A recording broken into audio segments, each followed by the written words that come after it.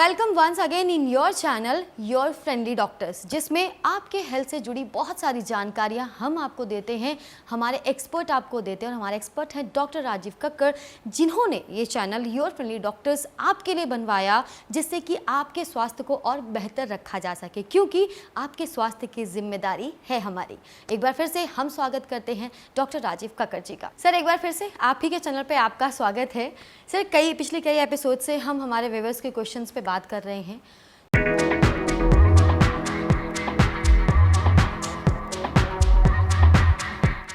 तो जैसे कि किसी को अगर मेंटल शॉक लगता है, डॉक्टर से एडवाइस करते हैं कि यहाँ पे इनको शॉक लगा है, आप ये जगह बदल दीजिए तो इनकी बीमारी बेहतर हो जाएगी या ख़त्म हो जाएगी।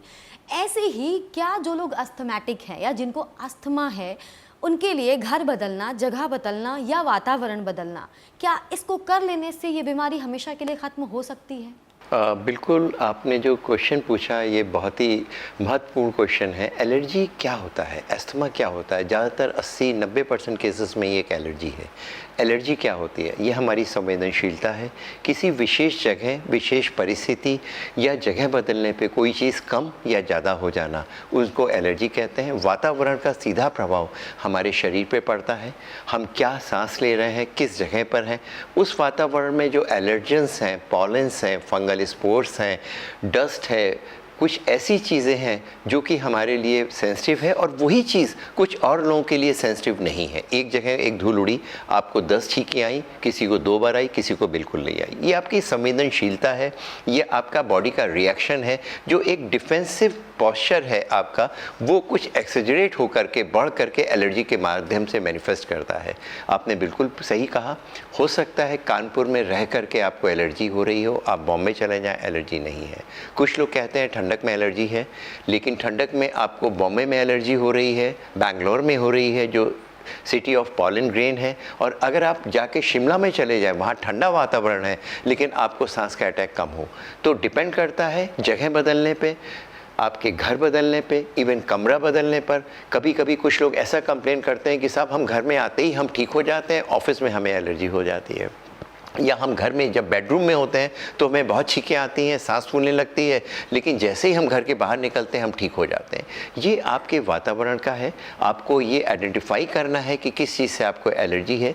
चाहे वो खुद देख करके आपको मालूम है कि इस वातावरण में आपको एलर्जी है, या कुछ खाने पीने की चीज़ें हैं, कोई उस विशेष मौसम में वो चीज़ें आप खा रहे हैं जिनसे कि आपको एलर्जी हो रही है। तो आपके प्रश्न बिल्कुल सही है। जगह बदलने पे, वातावरण बदलने पे हो सकता है आप ठीक हो या फिर आपकी एलर्जी बढ़ जाए। दोनों ही चीज़ें संभव हैं जी। सर, अगर हमने वातावरण बदला है, घर बदला है, या कुछ ऐसी चीज़ें हैं हमारे साथ में, सपोज़ हमें सांस का जो अटैक होता है एकदम से आता है, तो उस सिचुएशन में अगर बात करें फर्स्ट एड की, तो क्या करना चाहिए अगर एकदम से सांस का अटैक आ जाए या अस्थमा का अटैक आ जाए?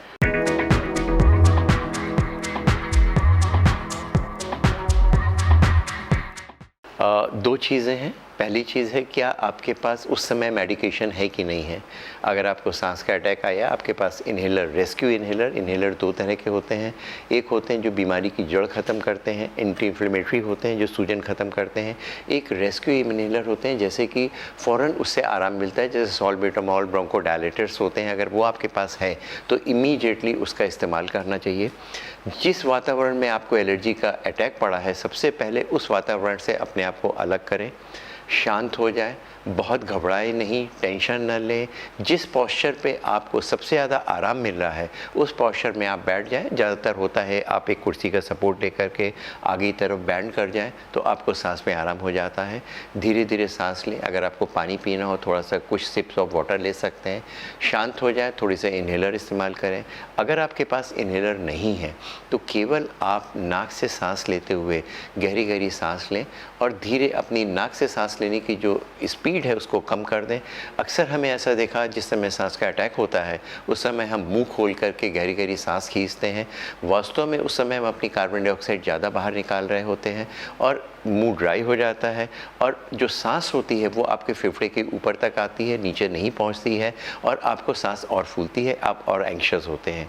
इसलिए ज़रूरी है शांत होकर के जिस कंफर्टेबल पोस्चर में आप कंफर्टेबल हो वो करें, वातावरण से दूर हो जाएं और अगर आपको पास दवा पहुंच रही है या नहीं पहुंच रही है, धीरे धीरे अपने आप को कंट्रोल करें और वो सांस में आप इस स्टेज तक पहुंच सकते हैं कि आप अपने डॉक्टर, हॉस्पिटल या उस जगह पहुंच जाएं जहां पे आपको सांस में आराम मिल सके। Thank you so much sir. एक बार फिर से आपने ये जो चीज़ें हमें बताई सांस के बारे में, अगर सांस का अटैक आता है या किस तरह से अगर हम अपना वातावरण, अपना घर बदलते हैं तो वो चीज़ें हमारे लिए फ़ायदेमंद होती हैं या नुकसानदायक होती हैं। कई फिल्मों में हमने ये सीन्स देखे हैं कि एकदम से सांस का अटैक आता है तो हीरो या हीरोइन अपना इन्हेलर ढूंढने की कोशिश करते हैं।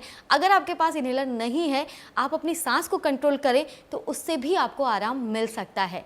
ऐसी ही बहुत सारी क्वेरीज, बहुत सारे सवाल, उनके जवाब और आपके स्वास्थ्य से जुड़ी जानकारियाँ आपके लिए इस चैनल पर अवेलेबल हैं, जिसका नाम है योर फ्रेंडली डॉक्टर्स, जिसे आप लाइक करें, सब्सक्राइब करें, बेल आइकन प्रेस करें और अपने लोगों से शेयर करें ताकि आप भी स्वस्थ रहें और वो भी स्वस्थ रहें।